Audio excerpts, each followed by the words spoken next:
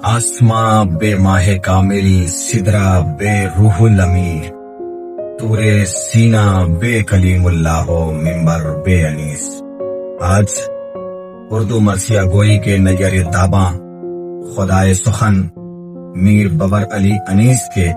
وفات حسرت آیات کے موقع پر ان کو خراج عقیدت پیش کرتے ہیں۔ میر انیس جہاں اپنی سماجیات،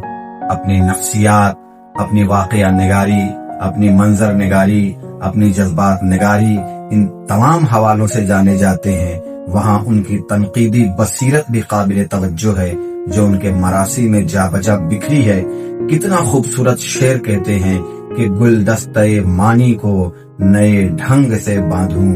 ایک پھول کا مضموں ہو تو 100 رنگ سے باندھوں۔ ان دو مصروں میں صنعتوں کی کاریگری اپنے مقام پر، ایک 100 گلدستہ، پھول، رنگ، معنی، مضمون، کتنی رعایتیں ہیں، لیکن جو تنقید کا ایک اہم اصول بیان ہوا ہے، یعنی کہ مضمون کو نئے نئے طریقے سے باندھنا، ان کی جدت اور طرز ادا، ان کا نئے طریقے سے پریزنٹیشن۔